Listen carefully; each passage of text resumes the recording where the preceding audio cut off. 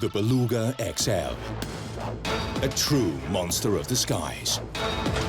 A plane unlike any other, whose massive hold is equipped to stow and carry over 50 tons of cargo.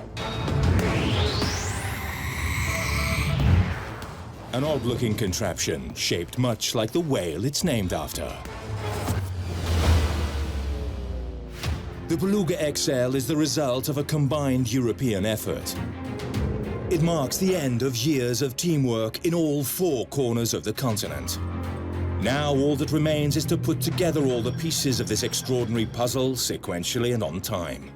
But how do you transport such gigantic parts from one end of Europe to another? This new aircraft will present manufacturers with a huge challenge: to deliver more than 37,000 planes over the coming 20 years. Now it's the moment of truth. Will this truly exceptional plane survive its maiden flight?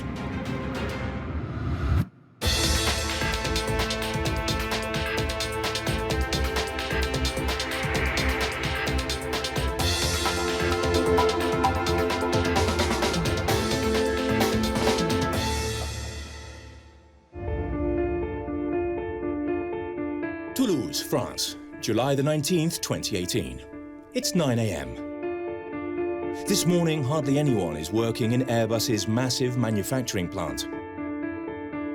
Outside, however, not far from the hangars, a crowd of several hundred gather on the tarmac.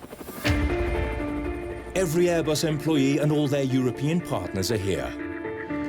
They've been working together for 4 years to reach this moment. In less than 2 hours, if nothing goes wrong, the Beluga XL should take to the skies. It's a milestone that has involved hundreds of millions of euros in investment and the hard work of thousands of people.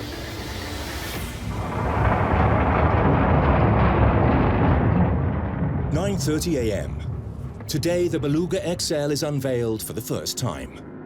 It is brand new, and it's never flown before.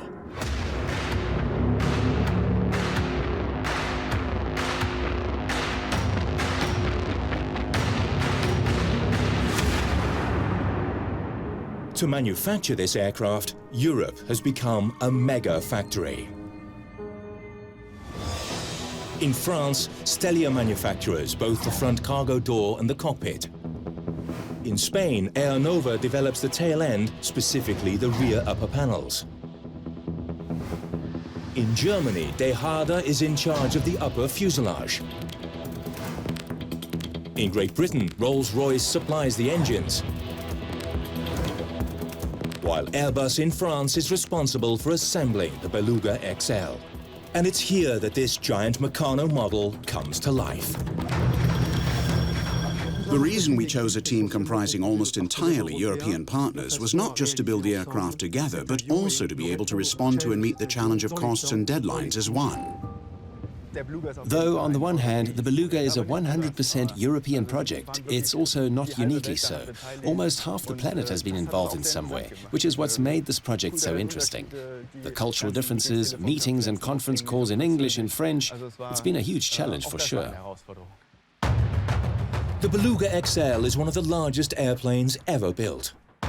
Empty, it weighs just over 127 tons and is 63 meters long, the size of 2 blue whales. While at 18 meters high, it stands as tall as a 3-story building. It can carry up to 51 tons. That's the equivalent of 34 cars.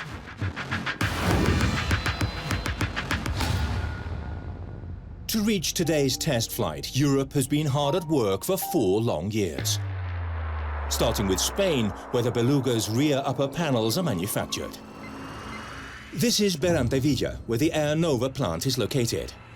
A vast industrial site that covers more than 23,000 square meters. Over the past 25 years, Aernova has collaborated with all of the world's top aircraft manufacturers: Boeing, Bombardier, Embraer, and of course Airbus. The Spanish mission is to design the plane's upper rear panels. They're among the plane's most complex parts to manufacture. This stabilizer, for instance, one of the largest ever built.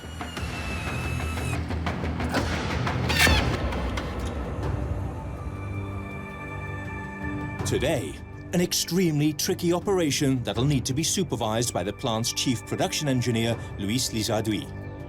It involves shifting a huge side panel to prepare it for delivery to Toulouse in 5 days' time. Luis knows he cannot take his eye off the ball. Any improvisation in dealing with a piece so heavy and so fragile would be disastrous.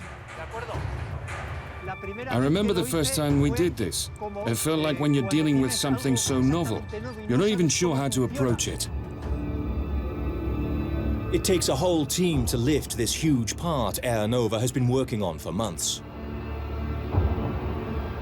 Every angle of the unit is carefully monitored to prevent the structure from swinging. Nobody can afford to relax. Any impact, however slight, could cause the panel major damage. The operation takes over 2 hours. There's no room for mistakes.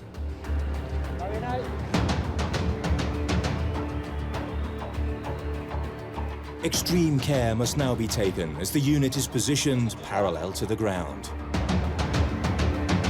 The idea is to set the panel down on this metal structure, custom designed for it to be transported by road.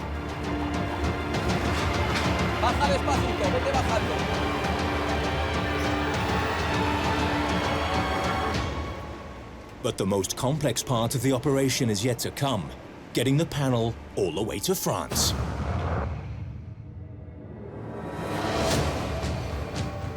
Transporting megastructures is nothing short of a logistical nightmare. Traffic police are called in to help. And a special convoy is put together. So, how does one move megastructures like these by road? The dangers involved, both for residents and traffic along the way, is by no means negligible. Because of the size of the load, drivers will have to watch they don't scrape the outsides of the houses. At an average speed of 26.5 kilometers per hour, it'll take 4 days to drive from Berantevilla to Toulouse, across the Pyrenees. It's a hazardous road trip. Any collisions or accidents, and everything would have to start over.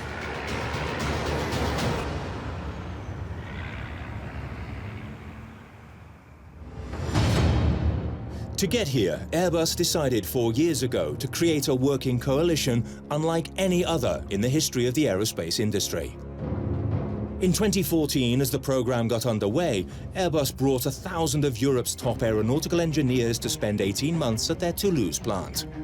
The idea was to simplify communication and collaboration among European partners and enable experts to better anticipate and solve potential issues.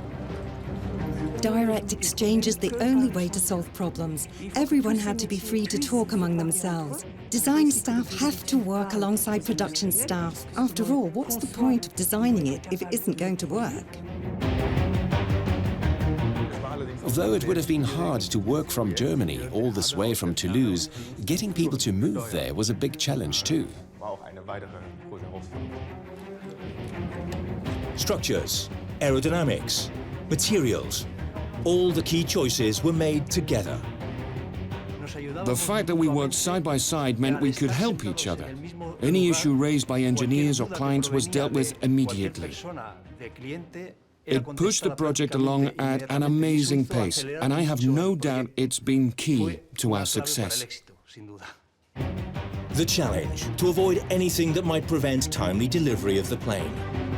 But how could a blend of such different industrial and working cultures taken from every corner of Europe ever be successful?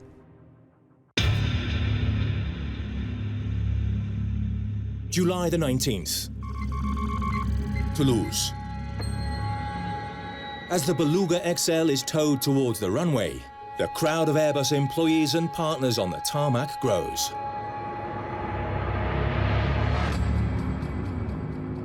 Meanwhile, the men who'll be flying the Beluga check the last details before exchanging with international media. The crew is headed by Chief Test Pilot Christophe Kell, a former French Air Force fighter pilot.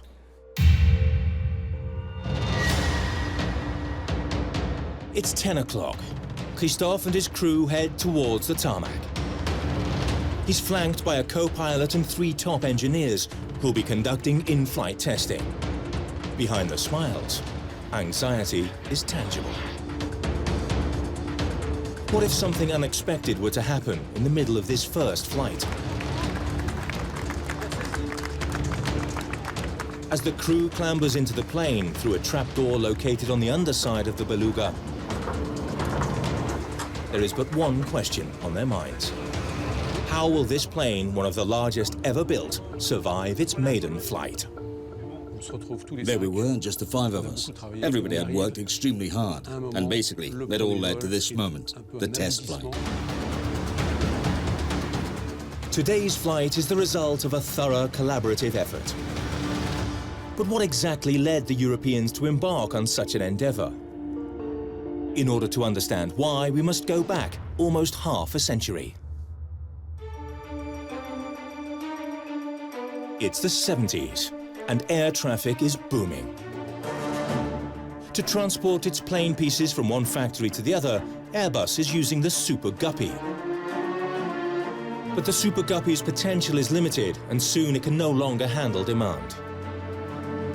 In the 1990s, Airbus's quest for innovation yields the Beluga ST, the first cargo plane ever built by Airbus. Worldwide, however, the number of air passengers continues to grow exponentially, and so does the rate of orders and deliveries. Up from the 100 units delivered in 1990 to 800 units delivered in 2018. Demand has increased 8-fold. One of the newest models is the Airbus A350. It's a true technological revolution. Between now and 2024, Airbus will have delivered 30 units to the Emirates airline alone. Yet in Toulouse, production lines are literally maxed out. Last year, for instance, Airbus manufactured and delivered over 800 units. For 2019, the aim is to deliver between 880 and 890 units. So we're at a production level that we'd never reached in the past.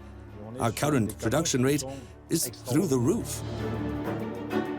Meanwhile, the Beluga ST's shortcomings were beginning to show. On a full load, it could not surpass 1,700 kilometers. In 2014, it became apparent that the company needed a more efficient aircraft. One that could, for instance, carry 2 A350 wings at a time, and not just one. But what would the best option be? Should Airbus build an entirely new cargo plane, or go for one already available on the market? Russia's Antonov, for instance. But it's too heavy, and its cargo hold is too narrow.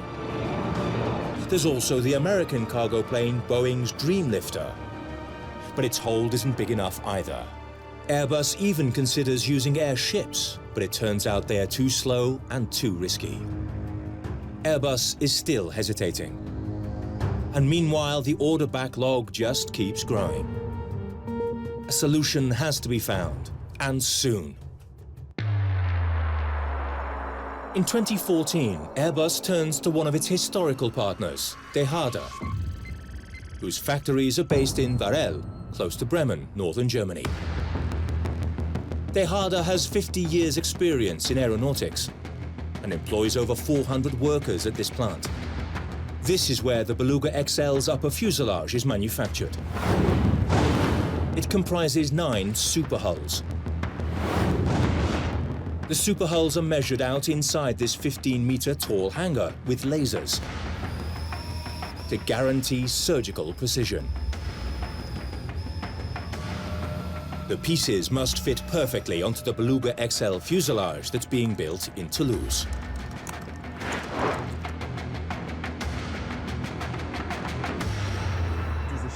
These hull panels behind us are the largest ever built for any Airbus plane. They're 8 meters up by 8 meters across, and it's thanks to these that the Beluga XL will have the capacity to stow and transport as much cargo as it will.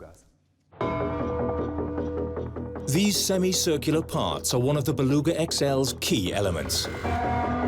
Once assembled, they'll form the upper fuselage.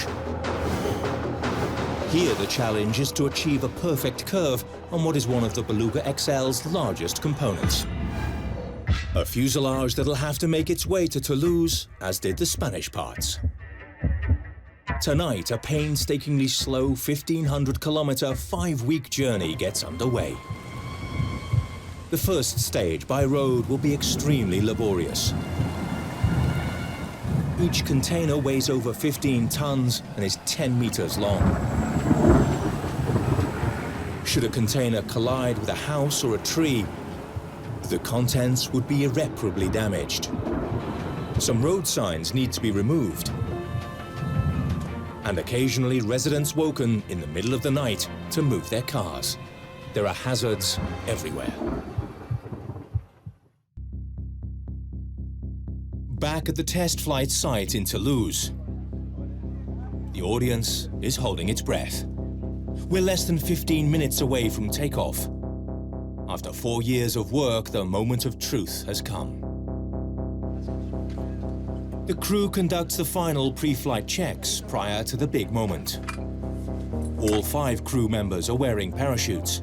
Everything has been checked and double-checked. But there's no such thing as zero risk.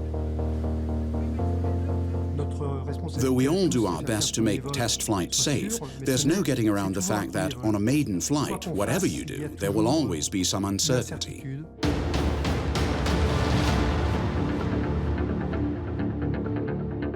The countdown starts.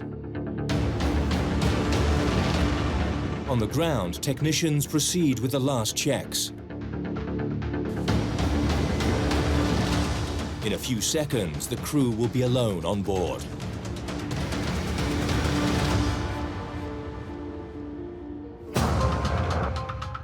But let's turn back to that strategic moment in 2014. Which aircraft would Airbus settle on to meet its production line requirements? The manufacturer makes a decisive choice, building their own supercargo plane. The seed for the Beluga XL has been planted. But it is already late 2014 and the pressure is mounting. At the rate the orders backlog is growing, the plane will have to be operational in under 5 years.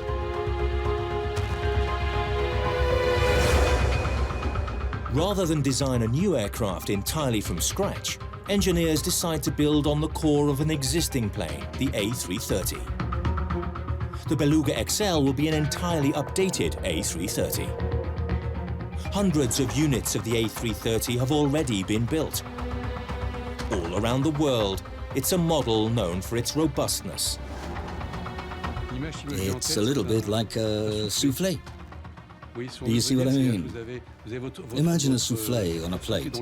The lower part is neatly tucked in, while the upper section is all puffed out. Take an A330 that's puffed out, and you've got yourself a Beluga XL. To begin with, engineers literally undressed an A330. Its upper panels withdrawn thanks to a laser-driven jigsaw, which ensures millimetric precision in the cut. The end result, a plane cut in halves, like a sandwich. The Spanish-built rear upper panels were then added, and then the hull panels of a huge hold, built to stow parts up to 45 meters long. That's the point at which the A330's fuselage, the lower part, and the hull, the upper part, which was added to it on top, meet. There you can see the horizontal piece that binds both parts together with the help of all these rivets. At the Toulouse plant, entire segments of A330 are being assembled. Technologically, it's a major challenge. Whereas the A330 was designed over 20 years ago, the Beluga XL draws from state-of-the-art technologies. And it can be uncannily difficult to get old and new to reconcile. Of course, technologically, the resources available to us today are totally different to those we used in the past. The hardest part of the challenge was to meld new and old technologies into one. It's late 2016. 2 years before the test flight, and a serious grafting operation is underway. Having been sliced open, the base of the Beluga XL is positioned onto what is called a conversion line. The idea is to ready it to have the upper fuselage laid on top. 180 panels are put in place for the operation, and thousands of rivets too. It's all about precision. It doesn't matter how many tons the aircraft weighs. The riveting we use is tiny by comparison with the size of the aircraft. It's all about teamwork. That's what it takes to create an aircraft unlike any other. This assembly process alone will keep Airbus teams busy for a year. Highly skilled workers and assistants, all specifically trained for the Beluga XL project, work tirelessly.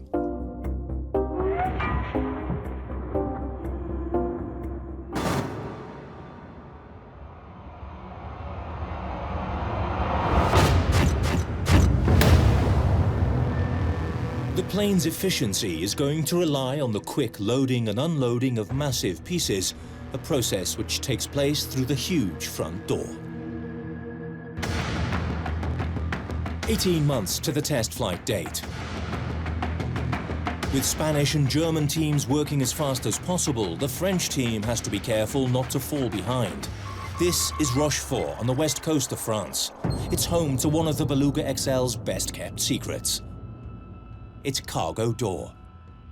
It's the biggest cargo door ever built in Europe.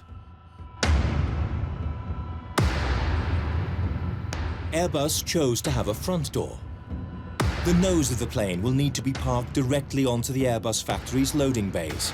This will greatly speed up loading and unloading.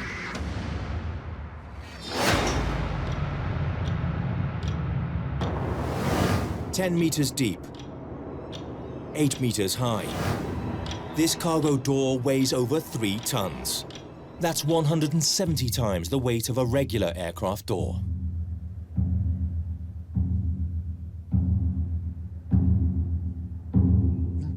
A 130 square meter door is like a massive sail on the bow of a boat.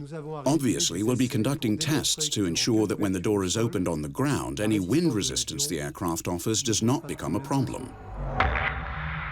When the Beluga opens its door, it'll be important to ensure that the structure does not strain or become damaged. An open door has much the effect of a parachute sail. What would happen if a strong wind caught the open door? At loading time, the 3-ton door is raised by nothing other than 2 hinges. The opening requires less than a minute and a half. As the door closes, these 8 latches set around the lower lip ensure perfect locking. If the door opened in full flight, the consequences would be disastrous.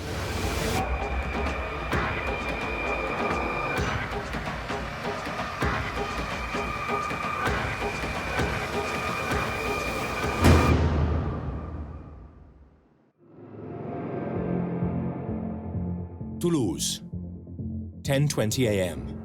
Takeoff is just minutes away. In the control room, the various teams stay focused. There can be no mistakes.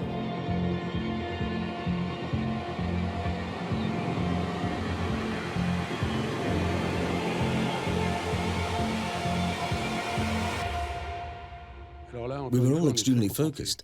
Though we were optimistic, we also knew that anything could happen. Up to a certain speed, we'd be ready to abort takeoff, but beyond that, we'd have to keep going, whatever happened, even in the case of failure. The Beluga XL takes its position at the head of the runway.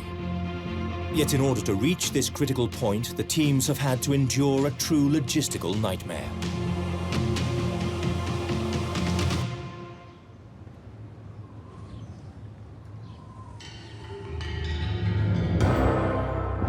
For instance, how do you get a gigantic door built in Rochefort to Toulouse?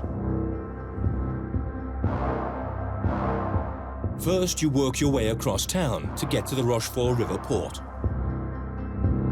It's a risky operation, and it takes over 3 hours to cover just under 3 kilometers. The layout of this 17th century city is poorly suited for such a convoy. Any attempt to make it to Toulouse at this speed would mean the part being late for assembly. Indeed, the cost of crossing Rochefort alone has already cost the company hundreds of thousands of euros. And so Airbus came up with a swifter form of transportation, by river. Much faster than by road. Huge cranes lower the Beluga XL parts onto river barges.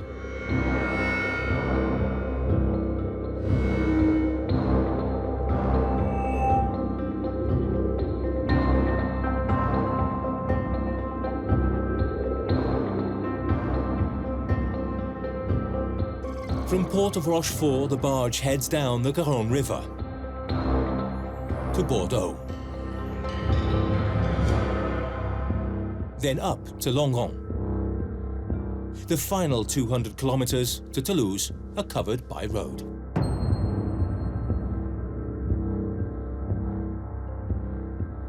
The cargo door takes what is known as a large template route. It's a route specifically designed to transport huge aircraft parts to Toulouse. Every turn, every kilometer has been very precisely mapped out.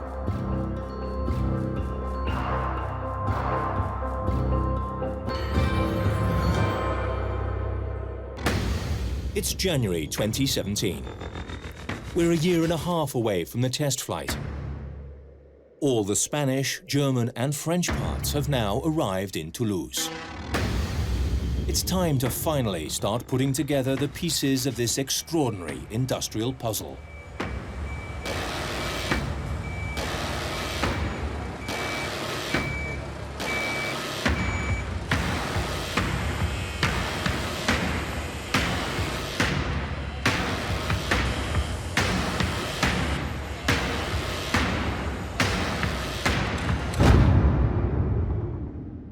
We'd received the parts from around Europe, Spain, Germany, and we could now start assembling the Beluga.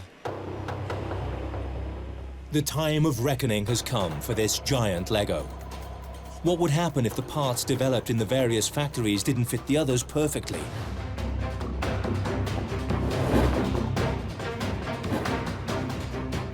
What if there were tiny design flaws?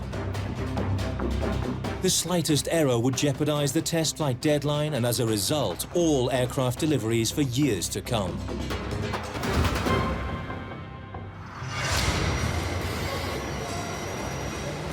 One of the trickiest operations is, without a doubt, inserting the huge cargo door from the Rochefort plant. On the assembly line, every available team of technicians is called in. There can be no mistakes. Everyone is focused. This extraordinarily complex, over 3-ton part has to fit to the millimeter into the fuselage that arrived from Germany.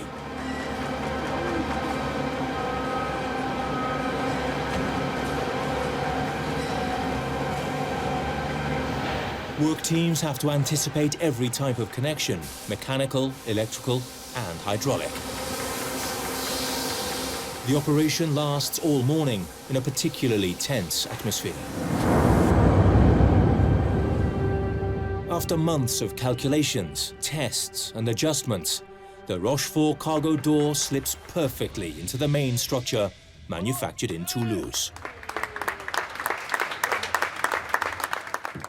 You really get the feeling that we're at the core of an industrial system, at the heart of an aeronautical company. Somehow, working on the Beluga, we feel like pioneers. When you talk to the mechanics, you sense how proud they are to see their planes fly. Assembly of the Beluga XL concludes when all the main parts come together. The superhulls from Germany, the tail end and the rear upper panels from Spain,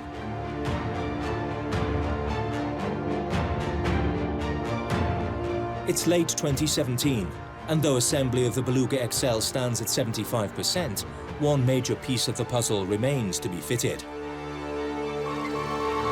A piece designed in the UK at the Rolls-Royce plants in Derby. The engine the Beluga XL will be fitted with, the Trent 700, is manufactured here. The British are renowned for their know-how when it comes to precision engineering equipment. Rolls-Royce engines represent 100 million flying hours over a period of 30 years. Each of these engines, with its 32.5-ton thrust, will power the Beluga XL to fly.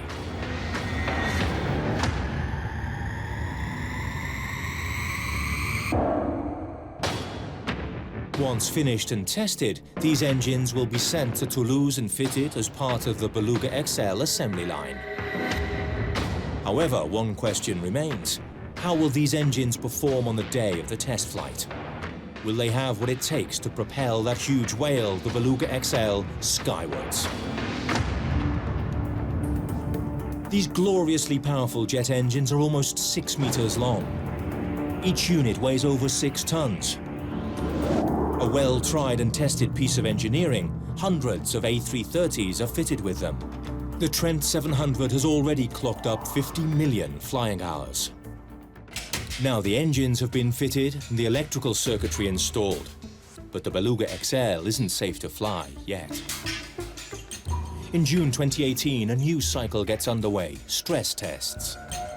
The tests are designed to determine how reliable the aircraft really is and whether it can safely take off. For over a week, the aircraft will be subjected to all sorts of torture. Could test results bring all the team's hard work crashing down? There is one major specific risk, that the wings might vibrate too much and snap in full flight. To avoid such a risk, a key test needs to be performed, the vibration test. The plane is surrounded with more than 600 sensors, 7,000 meters of cable and 300 meters of fiber optics. We check specific vital areas of the plane's structure to make sure they'll stand up to the levels of use and performance that will be demanded of them. Certain airplane parts are therefore sent to labs and put through their paces, tortured, one might say, with a string of stress tests. We need to be sure that the structure will hold. The aircraft is about to undergo intensive testing on more than 34 different spots. The tests are conducted by 2 teams of French and German experts who work side by side and who try to predict how the plane would behave under extreme flying conditions. They establish whether reality matches mathematical predictions.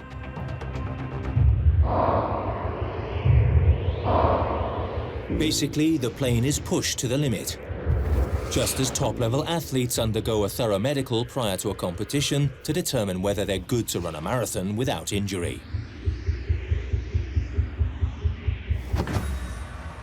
Another threat, fire hazards. Fire on board a plane is a crew's worst nightmare. What would happen if fire broke out on board in the hold? When fire breaks out on board a regular aircraft, pilots have to hurry to make an emergency landing. But on the Beluga XL, the safety protocol is entirely different. If a fire breaks out in the cargo hold, where we stow the aircraft parts for transportation, that area is not pressurized. The pressure inside the hold matches the pressure outside the plane. When we gain altitude, outside oxygen levels drop. So what we would do, should a fire break out in the hold, to slow the fire or even to extinguish it, is climb. Unlike in commercial aircraft, only the Beluga XL's cockpit is pressurized. Air pressure inside the hold equals that of the plane's exterior. Procedures, should a fire break out on board, are therefore surprisingly different. Instead of making an emergency landing, the crew will attempt to fly upward to gain altitude. As the plane climbs, oxygen becomes rarefied. What an awesome way of putting out a fire. Next step, paintwork. This operation alone takes dozens of hours. The paint is carefully chosen to improve aerodynamics and prevent corrosion. Given the bulk of the Beluga XL's hull, a huge amount of paint is required. Any minor negligence could cause corrosion and make the hull more fragile. However, beyond this highly technical dimension, what's really at stake is aesthetics. And the way Airbus went about determining the design of the Beluga XL was a first. As with every program, Airbus designers suggested different colors and graphics for the plane. So we already had several options. One was 100% pink, another was 100% blue. Then the communications department said, why don't we ask Airbus employees what they'd like? And that was a huge success, as we had over 21,000 entries. So the smile you'll see wherever the plane flies was actually chosen by Airbus employees. Airbus employees have indeed proven to be a bold, inventive lot. The Beluga eye, that smile. Not only do they depict that magnificent sea mammal, they've helped make the Beluga XL famous all around the world.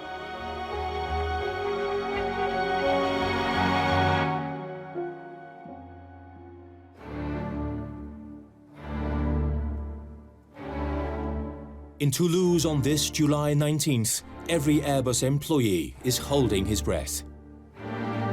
All signals are green to go. The control tower authorizes takeoff. For Christophe and his crew, this is as tense as it gets. The culmination of 4 years' work will be assessed in the coming seconds.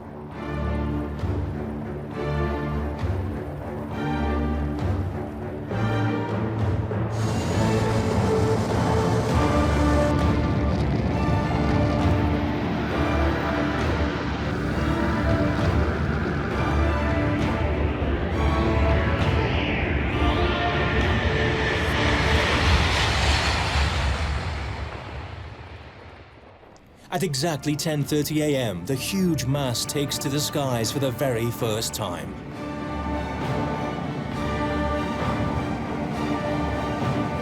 Though every scenario has been considered, a test flight is always a moment of great danger. There's no such thing as zero risk.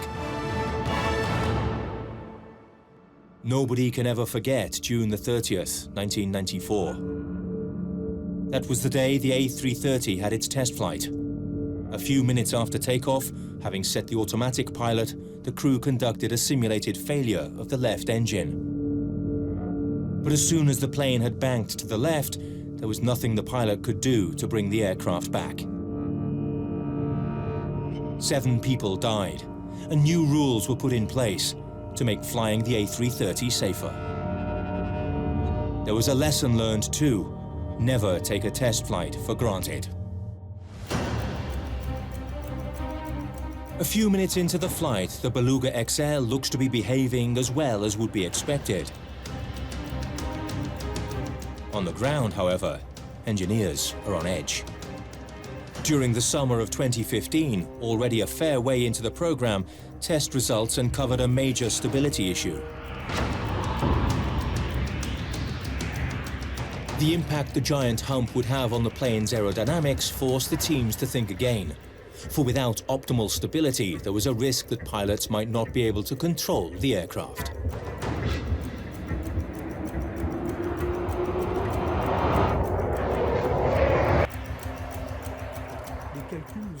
Calculations showed that what we'd originally planned would simply not be enough to ensure that the plane maintained the necessary levels of stability. In order to minimize that danger, engineers had to find an original solution, and they had to do so quickly. What they did was to attach to the base of the A330 2 additional stabilizers at the tail end and another 2 onto its lower fuselage. Together, they were sure to notably improve the Beluga's drag coefficient. 15 minutes into the flight, the crew is satisfied that the aircraft is reacting well. On the ground, engineers show their relief. Christophe and his crew will now set about conducting a series of program tests.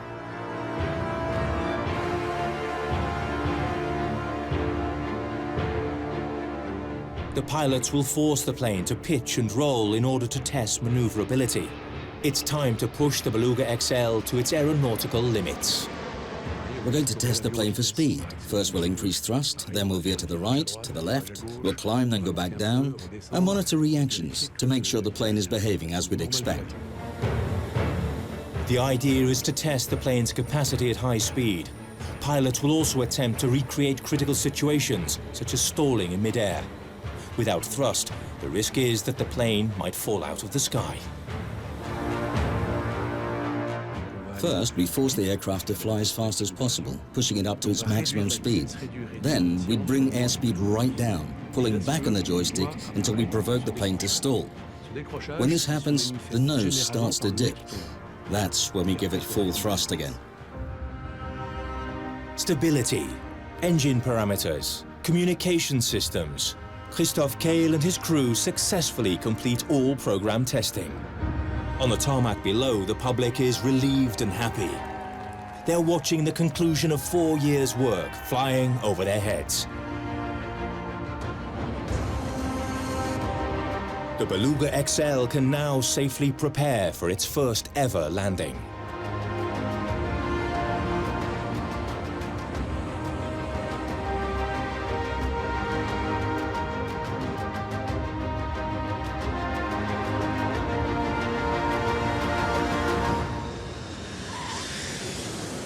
At 2:41 p.m., the Beluga touches down.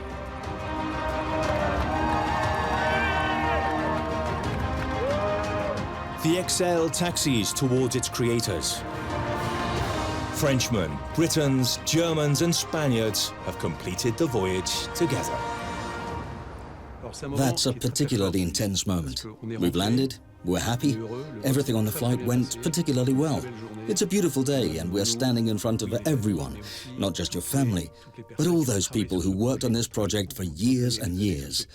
And everyone's so happy to have seen the plane fly. All the hard work, all the discussions, all the problems solved in making this moment of pure joy come true. One of the crew members throws the plane's mascot to the crowd. It's not every day in your professional career that you're lucky enough to be involved in designing a plane like this. We're all very proud to see the plane fly, proud to know we've been a part of it. There's a lot of every one of us in that plane, a lot of hard work and energy. I think we've proven we had it in us to undertake such a project and complete it within the given time frame. We worked hard, non-stop, and we never gave up. Thanks to everyone's level of passion and motivation, we managed to solve this highly complex equation.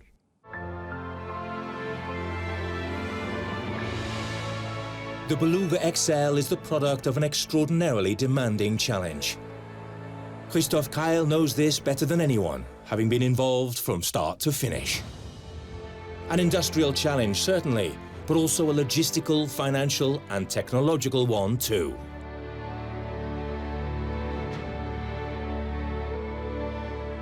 By 2023, if all follow-up tests conclude successfully, 6 Beluga XL will fly through European skies every day, between Toulouse and the other European factories to ensure Airbus's relentless production schedules are met. Overall, they'll fly 6.5 million kilometers every year, the equivalent of 17 trips to the moon. This is the story of an industrial challenge, behind which lies the pride of the men and the women who will never forget this extraordinary endeavor. The birth of this giant of the skies.